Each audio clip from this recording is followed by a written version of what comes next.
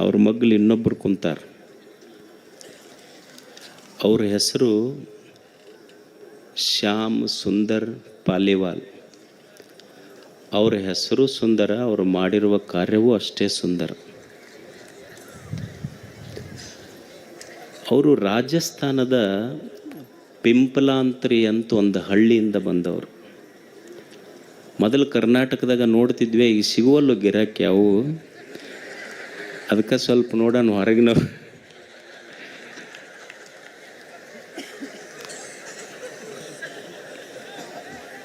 ರಾಜಸ್ಥಾನದ ಪಿಂಪಲಾಂತ್ರಿ ಅವರು. ಆಶ್ಚರ್ಯ, ಅವರ 16 ವರ್ಷದ ಮಗಳು ತೀರ್ಕೊಂತಾಳೆ. ದುಃಖ, ಮನಸ್ಸಿನೊಳಗೆ ವಿಷಾದ. ಒಬ್ಬ ವ್ಯಕ್ತಿಗೆ ಆದ ದುಃಖ, ವಿಷಾದ ಹೇಗೆ ವಿಕಾಸದ ಕಡೆ ಹೆಜ್ಜೆ ಹಾಕಲಿಕ್ಕೆ ಪ್ರೇರಣೆ ಆಗ್ತದೆ ಅನ್ನೋದಕ್ಕೆ ಶ್ಯಾಮ್ ಸುಂದರ್ ಪಾಲಿವಾಲ್ ಅವರು ಒಂದು ಉದಾಹರಣೆ. ಅವರು 16 ವರ್ಷದ ಮಗಳು ಕಿರಣ್, ಆಕೆ ತೀರ್ಕೊಂತಾಳೆ. ತೀರ್ಕೊಂಡಾಗ ಅವ್ರಿಗೆ ಅನ್ನಿಸ್ತದೆ, ಮಗಳು ತೀರ್ಕೊಂಡ್ಲು, ಮಗಳ ನೆನಪಿಗೆ ಏನಾದರೂ ಮಾಡಬೇಕು ಅಂತ. ಮಗಳ ನೆನಪಿಗೆ ಒಂದು ಕದಂಬ ಗಿಡ ಹಚ್ತಾರೆ ಮನೆ ಮುಂದೆ. ಅವರು ಪಂಚಾಯತಿ ಸರ್ಪಂಚ್ ಇದ್ರು ಪಿಂಪಲಾಂತ್ರಿದು.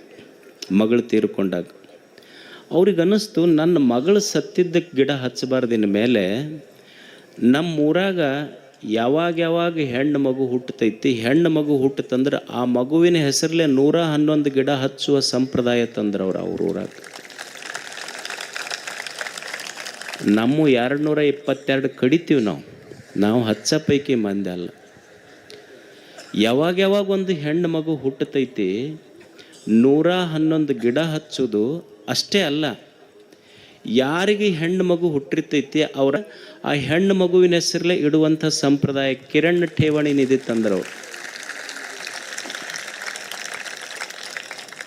ಮತ್ತು ಹಂಗ ಅಲ್ಲ, ಆ FD ಇಟ್ಟ ಮೇಲೆ ಪಂಚಾಯತಿಯೊಳಗೆ ಒಂದು ರೆಸೊಲ್ಯೂಷನ್ ಮಾಡಬೇಕು. ಏನಂದರೆ, ಯಾವ ಮಗುವಿಗೂ ಬಾಲ್ಯ ವಿವಾಹ ಮಾಡಂಗಿಲ್ಲ ಅಂತ. ಇವತ್ತಿನವರೆಗೂ ಅವರು ಸರ್ಪಂಚರಾದ ಮೇಲೆ ಇಲ್ಲಿವರೆಗೂ ಆ ಊರಲ್ಲಿ ಒಂದು ಬಾಲ್ಯ ವಿವಾಹಗಳನ್ನು ಮಾಡಿಲ್ಲ.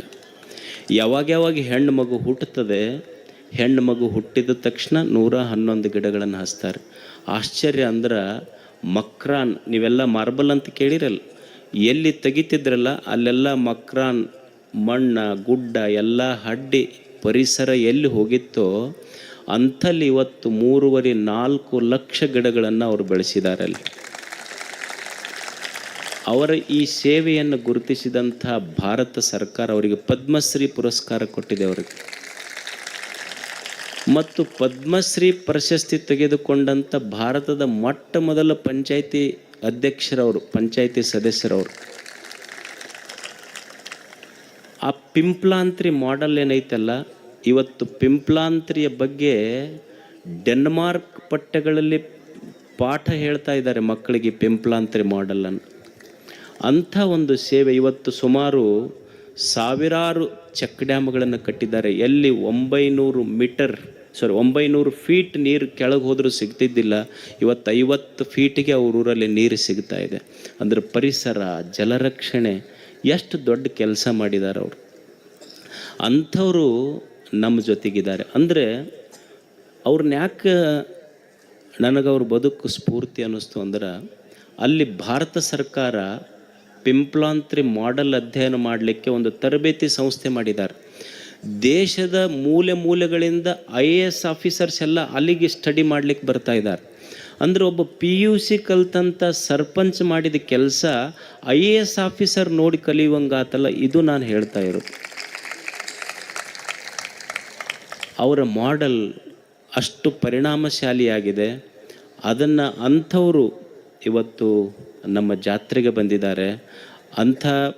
ಅಂದರೆ ಒಬ್ಬ ಪಂಚಾಯಿತಿಯ ಸದಸ್ಯ ಮನಸ್ಸು ಮಾಡಿದ್ರೆ ನಮ್ಮೂರ ದುಡ್ಡಿಗೆ ನಾವು ಮಾರ್ಕೊಳ್ಳಬಹುದು, ಮತ್ತು ನಮ್ಮ ಊರನ್ನು, ಸಣ್ಣ ಹಳ್ಳಿಯನ್ನು ಇಡೀ ಜಗತ್ತಿಗೆ ಪರಿಚಯಿಸ್ಬೋದು ಅನ್ನೋದಕ್ಕೆ ಅವರೊಂದು ಮಾಡೆಲ್. ಅವರಷ್ಟು ಪರಿಸರ, ಪ್ರಕೃತಿ, ನೀರು, ಜಲ ಇವುಗಳ ರಕ್ಷಣೆ ಎಷ್ಟು ದೊಡ್ಡದು ಅನ್ನೋದಕ್ಕೆ ನಮ್ಮ ಶ್ಯಾಮ್ ಸುಂದರ್ ಪಾಲಿವಾಲ್ ಅವರು ನಮಗೊಂದು ಆದರ್ಶಪ್ರಾಯರು.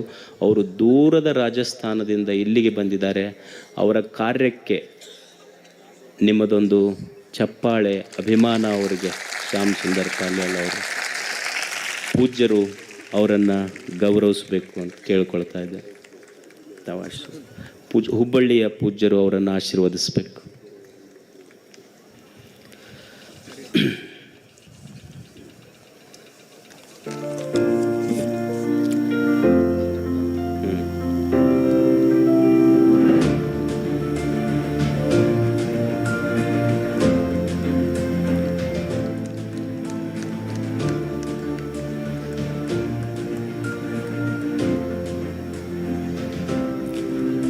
श्याम सुंदर जी, मैं आपसे विनती करूंगा इस मंच को आप संबोधित करें.